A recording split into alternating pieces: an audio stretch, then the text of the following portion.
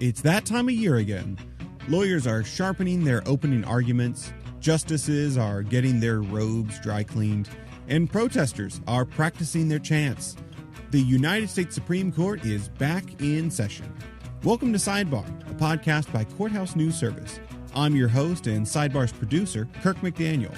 The top court in all the land is back at it again with some of the biggest cases to date.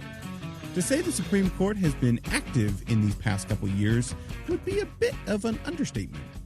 Setting aside the political squabbles over who gets to be on the bench, the court has delivered for the conservative legal movement in rulings ending the constitutional right to an abortion, rewriting Second Amendment jurisprudence, and allowing churches to have more influence in public institutions.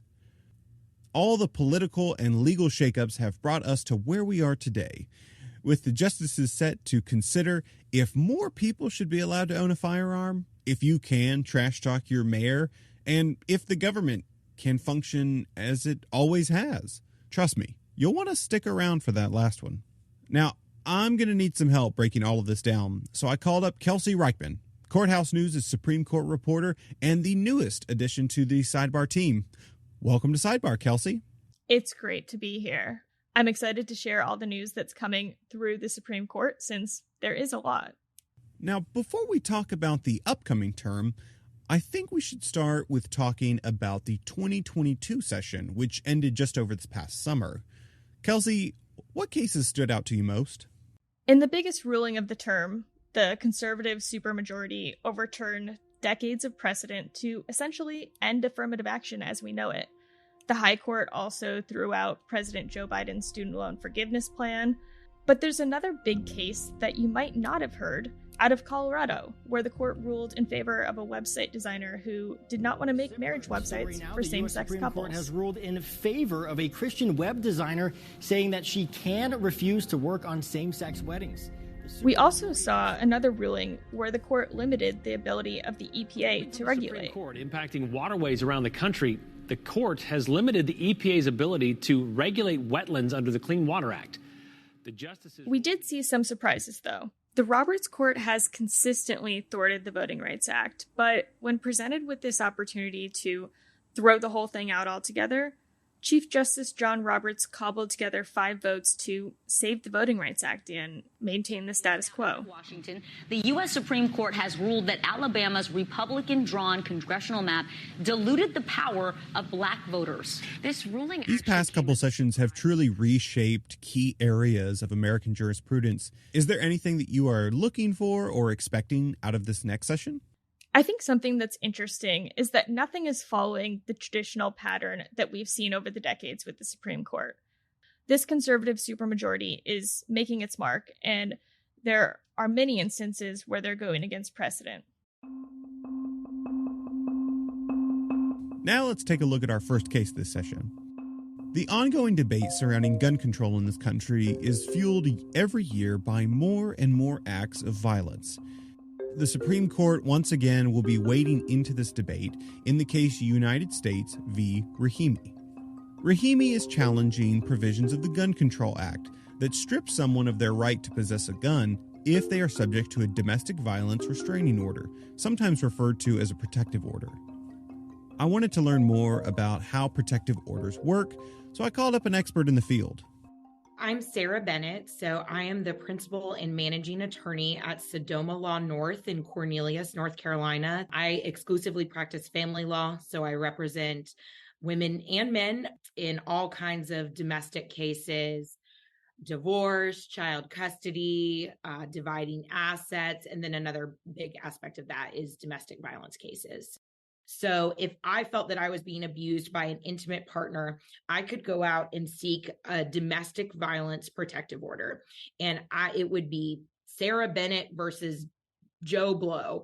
And in that case, I wouldn't have to prove beyond a reasonable doubt that domestic violence had occurred. I would have to prove, since it's a civil case, just by a preponderance of the evidence. There's more evidence than not that some act of domestic violence or a threat of domestic violence has occurred. And then I would be able to get that restraining order or protective order. Sarah told me that getting guns out of the hands of those who might be abusive is a key step in ensuring that an issue with a partner doesn't turn deadly. One thing that's clear, according to the CDC, 120 Americans are killed by guns every single day. So what's really scary is that these numbers are climbing. So since the pandemic started, basically between 2019 and 2021, there was a 45% increase in gun-related homicides. And with respect to domestic violence in particular, every minute in the United States, 20 people are abused by an intimate partner. And when one of those intimate partners has access to a gun, their partner is 5 times more likely to be killed. Zaki Rahimi was subject to such an order for allegedly assaulting his ex-girlfriend. When Rahimi's home was searched in connection to an unrelated crime, police uncovered a handgun and a rifle. He was later indicted for violating the terms of the protective order and convicted. Attempts at appealing his conviction were unsuccessful until the Supreme Court issued its ruling in New York State Rifle and Pistol Association Incorporated v. Bruin. Kelsey, you covered this ruling and wrote extensively about its impacts. What did the court do here? The court adopted this new test that looks at the text and history of the Second Amendment and compares it to gun regulations of today. So, according to Bruin, gun laws in 2023 have to have a twin from the 18th century. This means if our founders did not have a similar regulation, neither could modern society. Yeah, and this ruling allowed Rahimi to have the Fifth Circuit Court of Appeals rehear his case, and when it did, the New Orleans-based court made it so that people subject to protective orders can possess a gun in Texas, Louisiana, and Mississippi. The government says that 48 states have similar laws, and that could mean that this ruling could have ripple effects across the United States. There's an amicus brief in the case that caught my eye from former state chief justices and chief judges. They told the court that laws disarming domestic abusers play a vital role in how they administer justice and protect the public. These are judges who see these cases in their courtrooms every day, so their perspective will be valuable to the justices.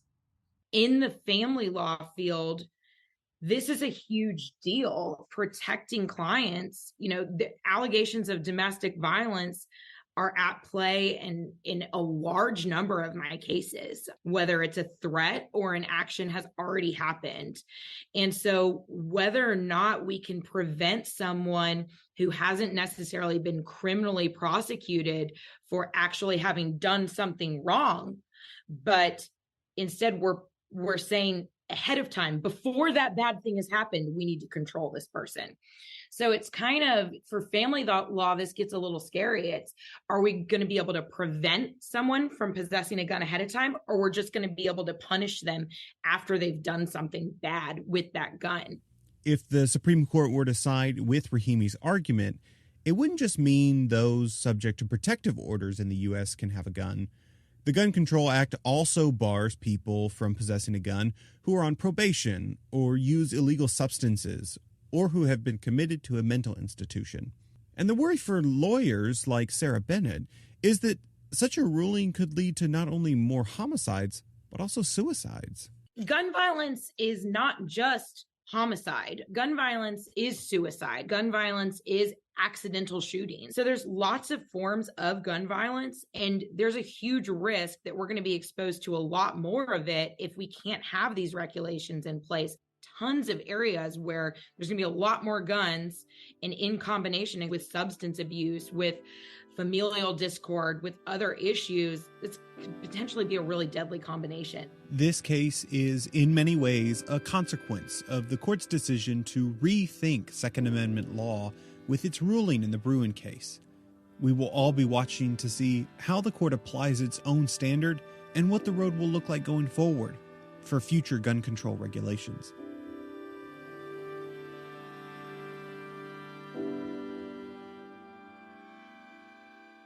It surprised many in August when the court agreed to hear a case filed by the government challenging the bankruptcy settlement of Purdue Pharma. That name may sound familiar, as it is the company that manufactures OxyContin and has been largely responsible for fueling the opioid epidemic in this country. The company has faced thousands of lawsuits for its role in causing hundreds of thousands of deaths, and the price to settle them is in the billions of dollars.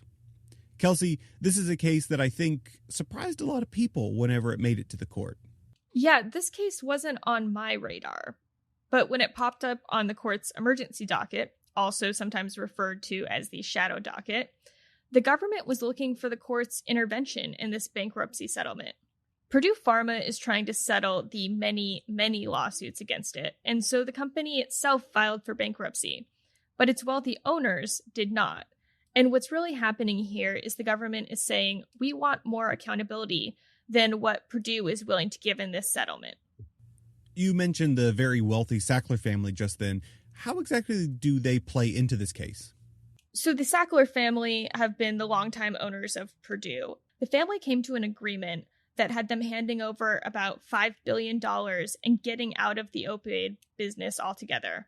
The government is saying that when the Sackler family withdrew money from Purdue Pharma, it took too much. And now what is left in the company that will be used to assist in remedying the opioid crisis, it's not enough. And these plaintiffs, whether they're the states or the tribes or just families, will not be able to get the accountability they're seeking. Well, whatever the court rules will impact how we move forward in this opioid epidemic and how corporations are held accountable when their products harm people.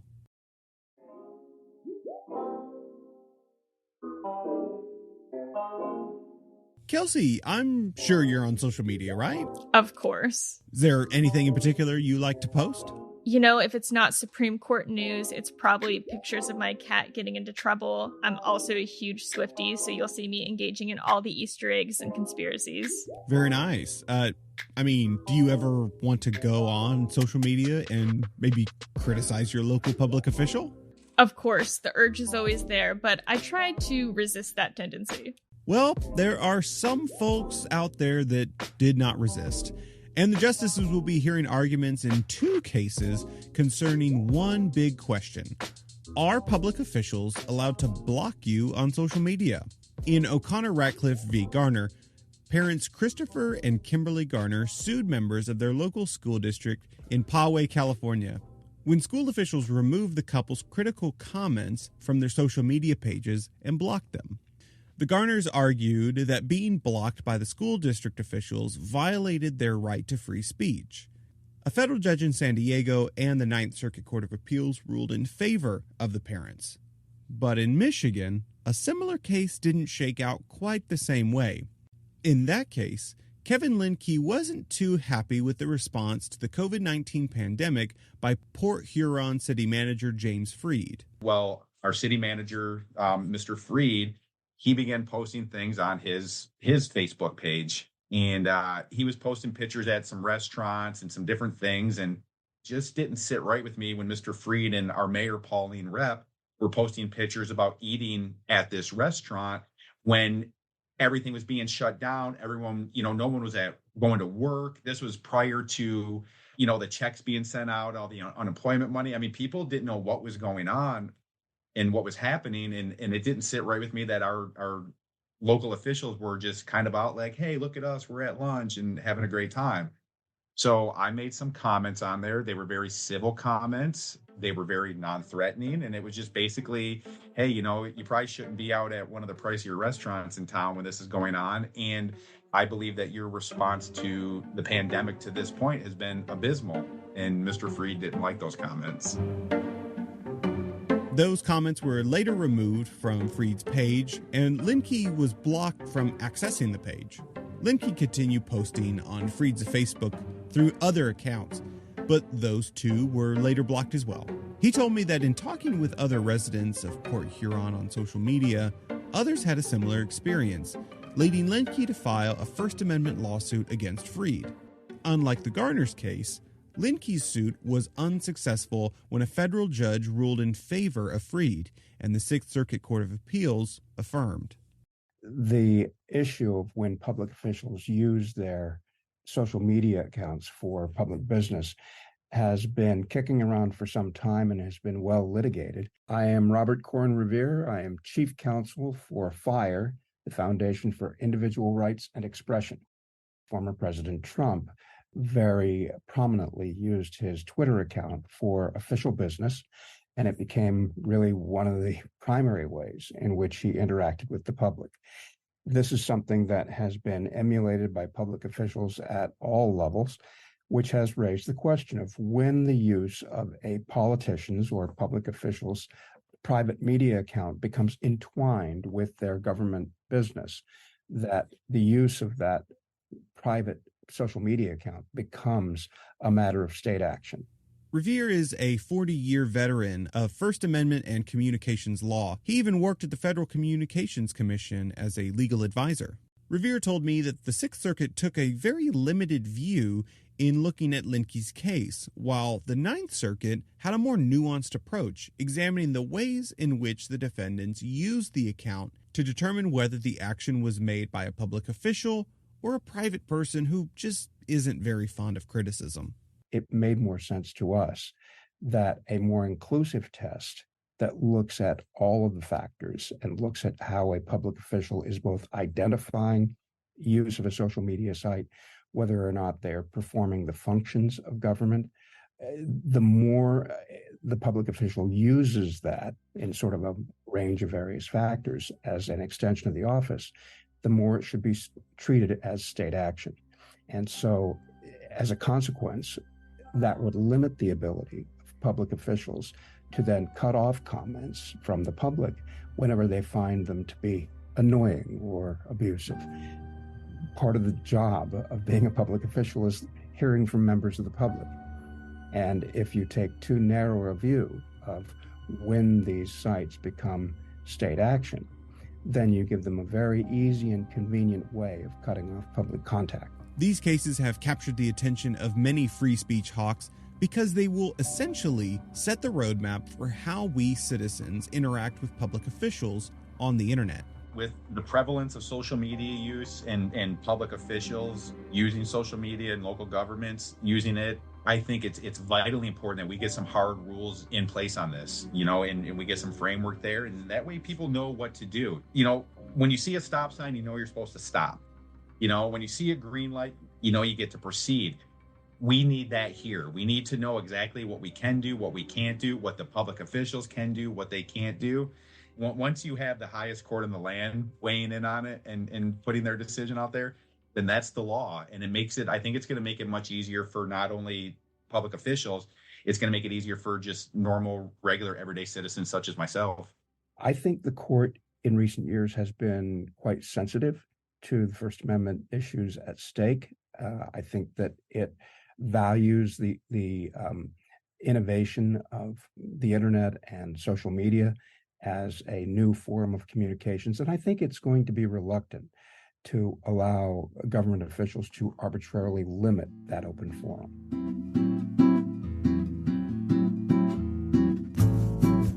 Online critics beware. If the Supreme Court upholds the Sixth Circuit's ruling in Linkey's case, you may want to tread lightly when dishing out the mudslinging, or you may just find yourself blocked. But say the court sides with the Ninth Circuit, in the Garner's case, it may just be open season. These two social media cases may not be the only that the court takes up this session. Isn't that right, Kelsey? Yes. So just recently, the court took up two cases from Texas and Florida that could change what kind of speech social media companies host. These cases were really born out of former President Donald Trump's expulsion from Facebook and Twitter following the January 6th insurrection. Texas and Florida enacted laws that punish social media companies for what they see as unconstitutional censorship. I remember covering the passage and subsequent legal challenges to Texas's law by internet trade groups. These groups also challenged Florida's law on the same grounds that the law violates the First Amendment rights of social media platforms to manage what content is allowed to be posted. If allowed to go forward, these trade groups argue that they could be forced to host speech they don't agree with, and that could even get them into trouble with future lawsuits. Florida's law would require companies to disclose how and when they choose to censor speech, and it would also carry monetary consequences for taking down the speech of political candidates. The court showed a lot of interest in this case when it landed on its docket. In January, the court asked the Biden administration to weigh in on the cases, and this summer, the Solicitor General urged the court to decide if the two states' laws comply with the First Amendment. Both were big indicators that these petitions were to be granted, so not a huge surprise that the court just took up these cases. We may likely see a ruling in these cases just as we head into another presidential election. I wonder just how different online speech will look once we get there.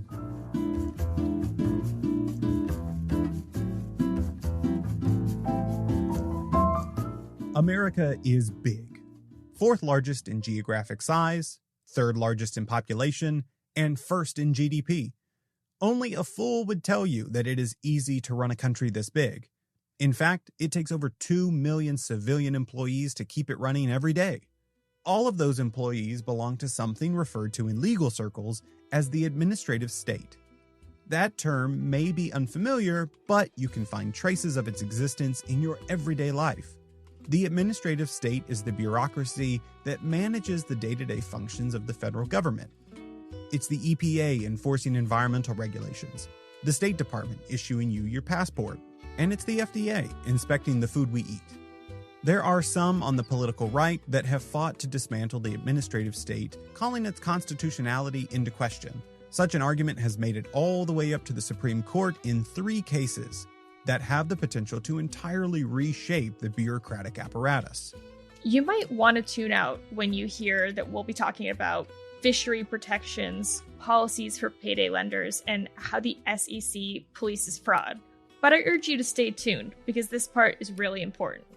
I think it says something that during this time of seismic change in how many Americans view their government, we're looking at possibly having the government changed right before our very eyes without casting a single vote. We really are in an inflection point in determining how our democracy functions. And you might think that all of this administrative law stuff is really not relevant to all of that, but it's actually pretty central. My name's Dan Walters. I'm an associate professor of law at the Texas A&M School of Law in Fort Worth, Texas. I mean, the question in so many of these cases is whether we're going to allow courts to make decisions or whether we're going to allow Congress via the administrative agencies that it delegates power to make these determinations. And, people need to realize that there are trade-offs involved with both of those choices, whether we choose administrative agencies or whether we choose courts as the primary expositor of our law. Before discussing these cases directly, I asked Professor Walters if there's a common thread that linked them all together.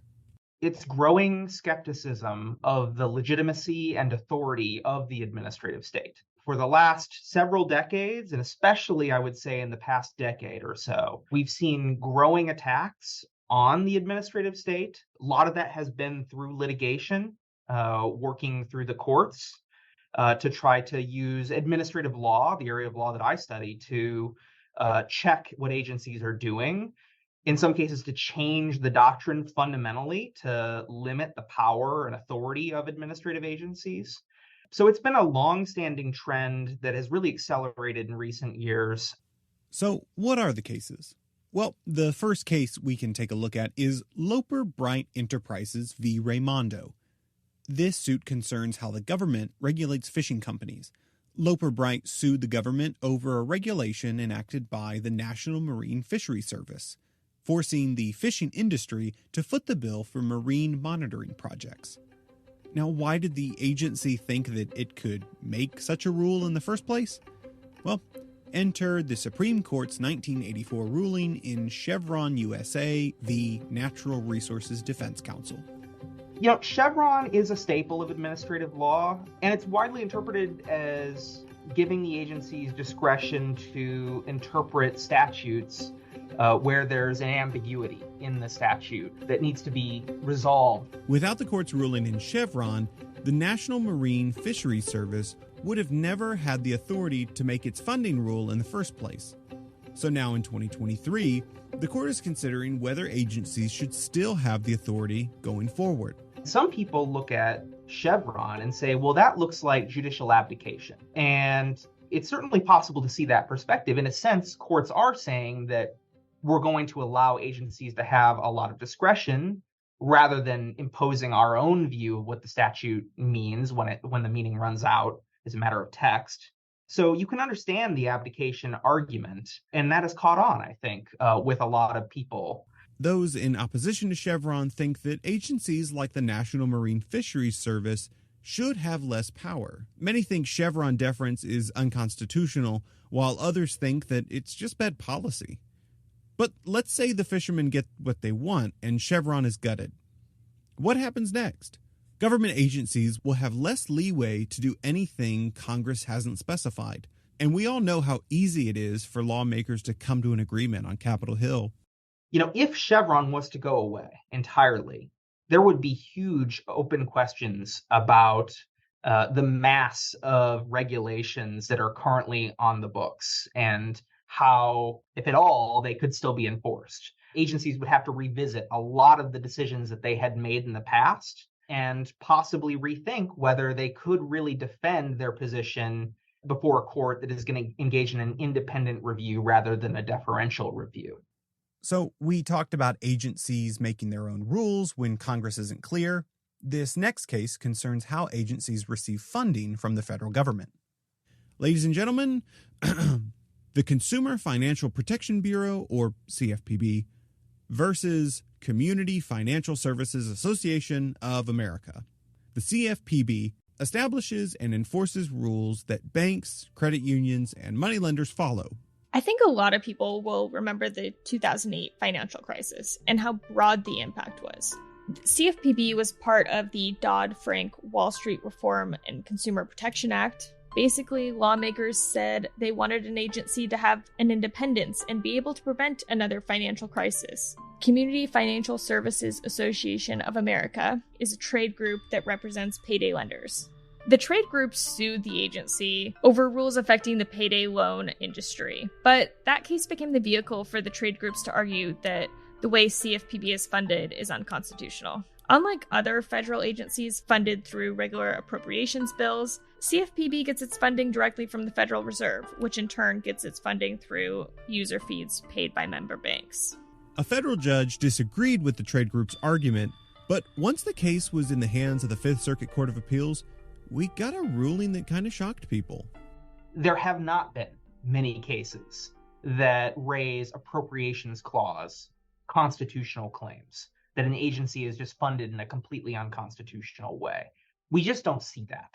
And consequently, the arguments that were made and ultimately accepted by the Fifth Circuit here are entirely unprecedented. So it's not an exaggeration to say that this is completely uncharted waters. It's a wild thing to think that the CFPB's funding scheme could be entirely invalidated. Say the court accepts this argument, that could mean that agencies must be beholden to lawmakers to get their funding, placing them more in the middle of political tiffs. This also means that if the government shuts down, those agency employees will be affected. Although Professor Walters isn't convinced that the court is going to buy into this. The fact that the Supreme Court took this case is, in my opinion, a pretty good indication that they intend to disagree with the Fifth Circuit and to reject this challenge. And in this case, this is such a novel theory and so untested. Again, there are not other cases. There's not a circuit split on this. There's nothing. I think the court itself, the Supreme Court, was a bit shocked that the Fifth Circuit went there and intends to reset on this question. Maybe not to completely reject the idea that there could be appropriations clause challenges in some circumstances, but certainly not to accept the extremely broad understanding of the appropriations clause the Fifth Circuit adopted. CFPB was enacted as part of Congress's efforts to prevent another financial crisis. And the challenge in this case is brought by trade groups representing some of the very people the agency was tasked to protect against. And if they get their way, it could send the housing market into chaos, threaten the financial security of millions of Americans, and throw the country into recession. All right. On to our final government-related case. And get ready, because this is a big one. It is the Securities and Exchange Commission v. Jarkisi. This one also comes from the Fifth Circuit and concerns whether the SEC's authority to enforce laws against financial crimes is constitutional. And while the case deals with an agency that typically handles white-collar crimes, the Supreme Court's ruling could affect all government agencies' ability to enforce anything. So, what are the facts of the case? Well, back in 2013, the SEC initiated an action against George Jarkisy for allegedly overvaluing hedge funds that he owned.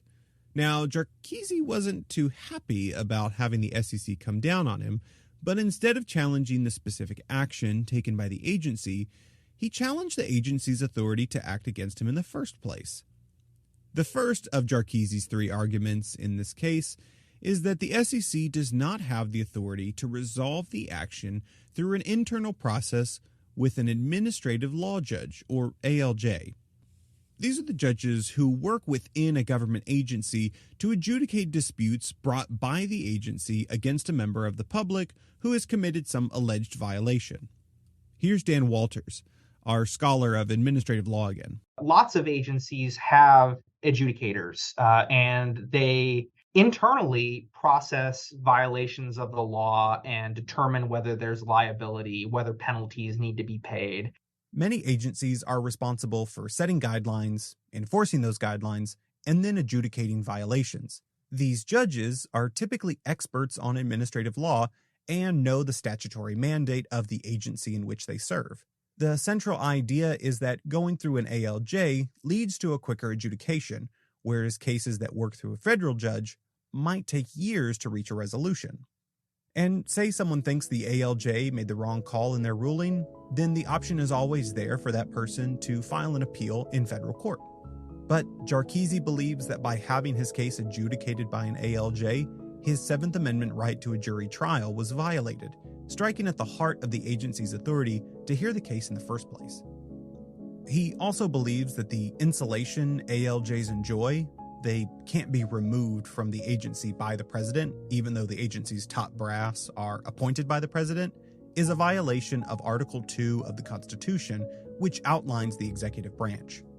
One of the big upshots of this decision is if ALJs cannot be protected from removal, they're going to be a lot more like immigration judges.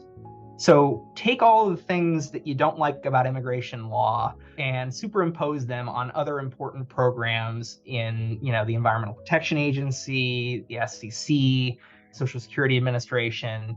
It's pretty safe to say that you would have a lot of the same kind of toxic political dynamics playing out in a way that taints a lot of that adjudication. Okay.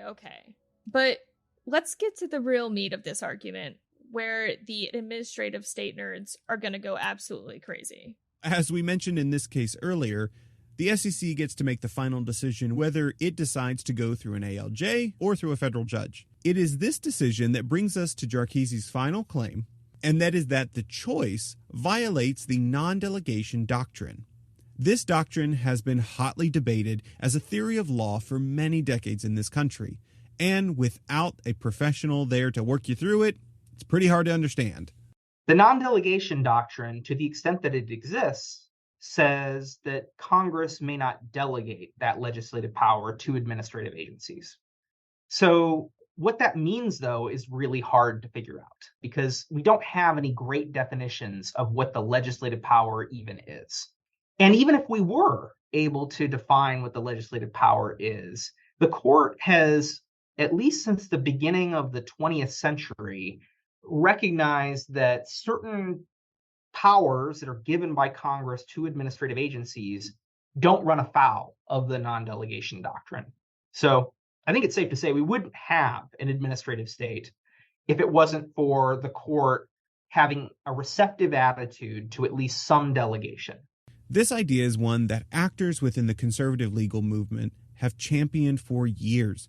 The Federalist Society has lauded the legal theory to curtail federal agencies from taking actions on issues ranging from levying fines against polluters to enforcing laws against financial crimes. In this case, the Supreme Court must determine if the SEC is wielding the power of Congress or acting within its own regulatory purview. Now, I think what's probably most controversial about this decision. Other people might tell you different things are controversial, because there's a lot of things that are controversial about this. But to my mind, one of the biggest problems is the court's really quick definition of this choice that SEC has to make as a legislative power, right? So if you think about it, SEC in choosing whether to go to court first or to do agency adjudication first, it doesn't really look like writing a statute at all. So it doesn't seem like the paradigmatic legislative power. In fact, it seems much more akin to classic executive power, right? The ability to choose how to prosecute and enforce the law. The fight to take on big government has brought us to here, where the justices will seemingly get the final say in how these key government agencies will operate. If the administrative state is gutted, what fills the Grand Canyon-sized hole left behind? Who takes on the role of managing the day-to-day functions of our very big nation? Things could get quite chaotic. That is a lot to wrap your mind around. So how about a quick break here, and then we'll get back to the preview.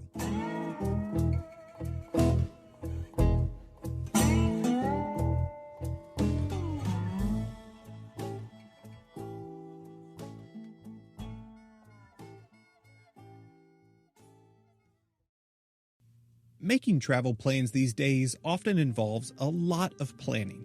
Going from website to website, making sure that hotels are booked and excursions are planned. That is undoubtedly stressful, but can certainly be more challenging if you're someone who lives with a disability. This next case involves a person who sued a hotel for violating the Americans with Disabilities Act. Before getting into that, let's do a quick refresher on the Americans with Disabilities Act, or ADA. The ADA prohibits discrimination against anyone who is living with a disability, so employers cannot turn prospective employees away if they have a disability and must provide reasonable accommodations for said employee. Public spaces must also provide such accommodations, whether that be ramps for individuals who get around via wheelchair or allowing service animals to enter places where animals are usually restricted. Really, the ADA is there to ensure that Americans with disabilities have an equal access and opportunity as everyone else does. Okay, well, big question here. How does this all get enforced? The best place to answer that question is to talk about a tester. Testers are people who take it upon themselves to go into the world and find violations under the Act and then bring a lawsuit to force compliance. So Congress designed Title III of the Americans with Disabilities Act in a way to deputize private citizens to go out and help enforce the act. That is Jasmine Harris. She's a law professor at the University of Pennsylvania and studies disability rights and anti-discrimination issues. Testers take on dignitary harms, that they are themselves absorbing harms that other people will experience. In 2020, Deborah Laufer sued Atchison Hotels, saying that the hotel's website failed to provide accessibility information. Since 2018, Laufer has sued hundreds of hotels for this very reason. Prospective Ms. Laufer, for example, she herself is a person with multiple disabilities and has been denied information in terms of accessibility information for hotels. And so she took it upon herself to do this work to prevent that from happening to other people. The issue in this case doesn't quite focus on whether the hotel ran afoul with the ADA. In fact, since the lawsuit has been filed and worked its way up to the court, the website's accessibility info has already been updated. This case looks at Laufer's standing to sue in the first place. The fundamental question with testers is, what is the harm that a tester experiences if they themselves are not denied access to the public service or place of public accommodation?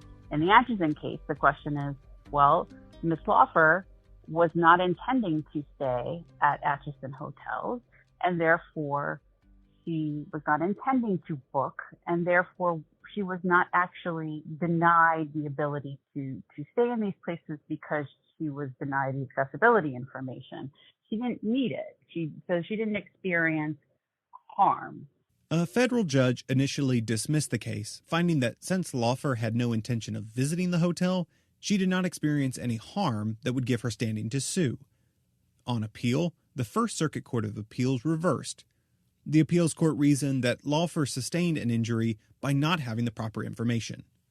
And so the harm that she experiences is the compounded dignitary harm of encountering, yet still 33 years after the Americans with Disabilities Act, hotel websites that do not have accessibility information, that send the message to her that she is not one of the patrons, one of the intended patrons to their hotels and sites. Who has the right to sue is pretty crucial when it comes to enforcing a landmark piece of legislation such as this. Professor Harris told me that the argument offered by Atchison Hotels has the potential to significantly redefine when a person is truly harmed by inaccessibility.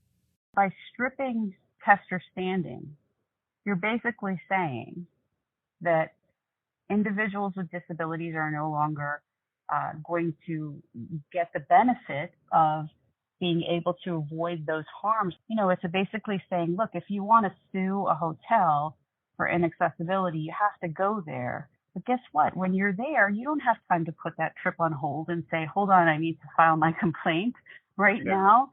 You can't, you're not going to remedy that situation. You're only going to remedy your future situation. And so it's ignoring the fact that you have to deal with the prospective harm in advance.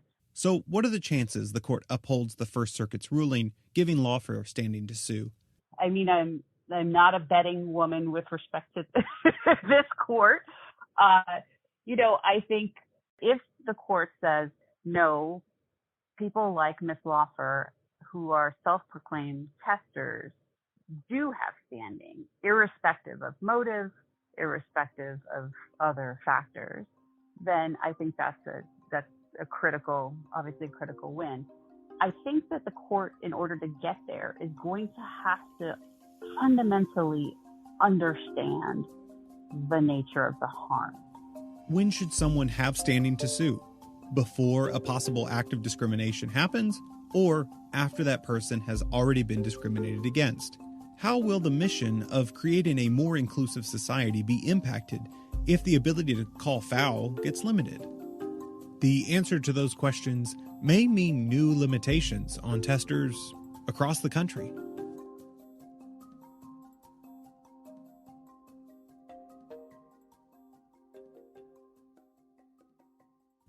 All right, Kelsey, now those are many cases that we'll be watching this session. However, there are some cases that have caught our eye that aren't quite on the docket yet, but may very well be in the coming months.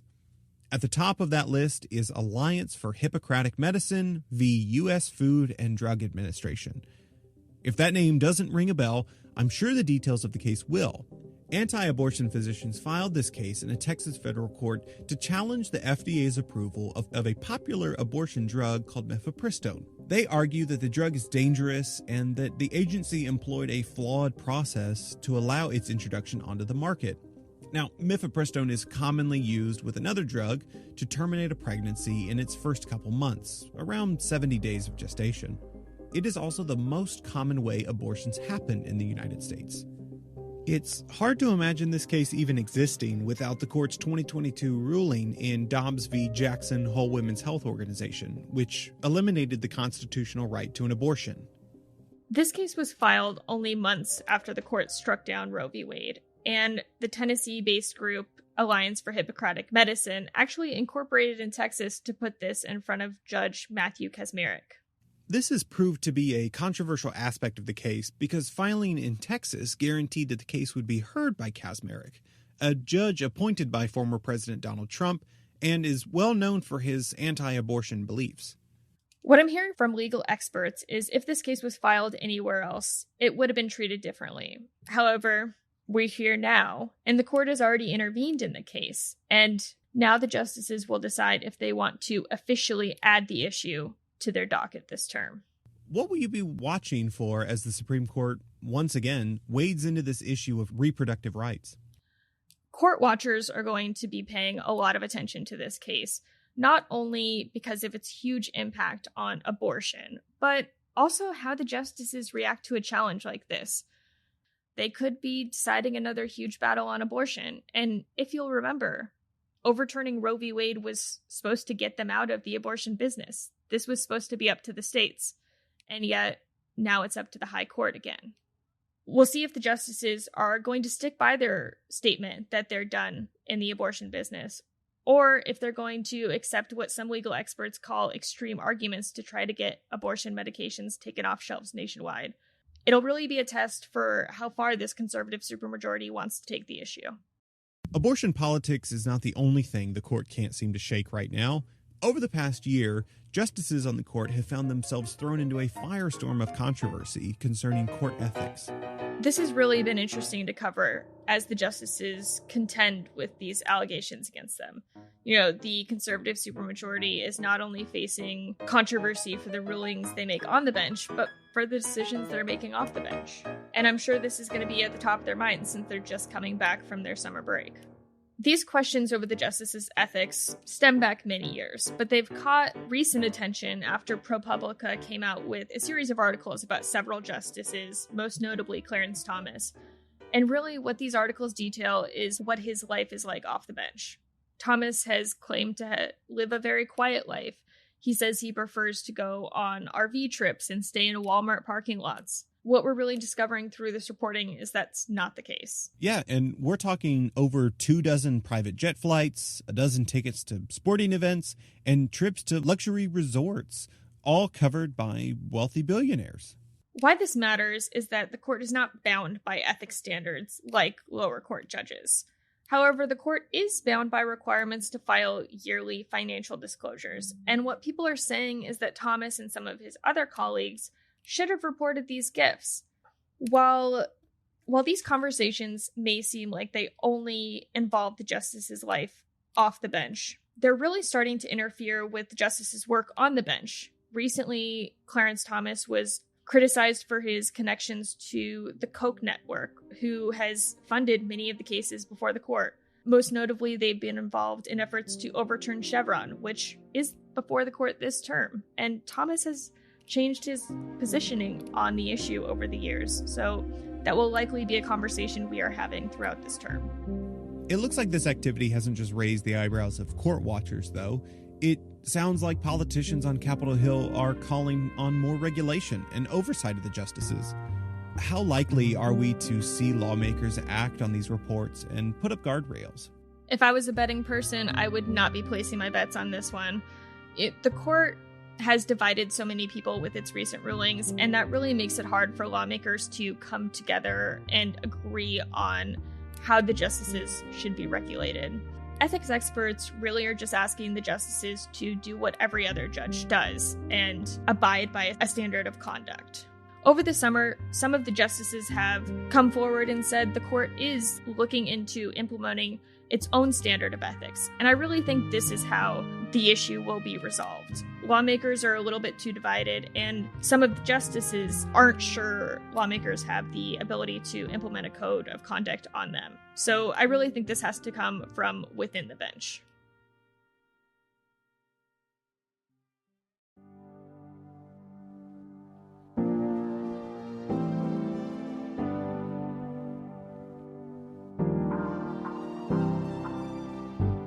Thanks for sticking around through this abbreviated preview of the court's upcoming session. All of these cases and more will be argued throughout the term, and who knows what we will be talking about come summer's end 2024. Will a popular abortion drug still be available to Americans? Can someone who is subject to a domestic violence restraining order have a gun? Will people with disabilities have the latitude to challenge discrimination before it happens? Will the federal government be able to function?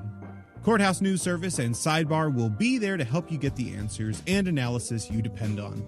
Thank you to Kelsey Reichmann for joining me on this epic preview of the court's term.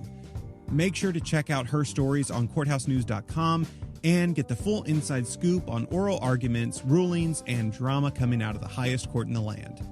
Follow us on social media and drop us a review on Apple Podcasts. We would love to hear what you think about the show.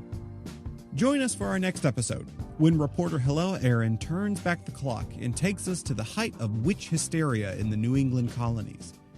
You've likely heard the wild accusations that were made against supposed witches who were prosecuted, but what about the evidence that was presented? How did the whole wicked affair go down? Find out in this Halloween special episode. See ya.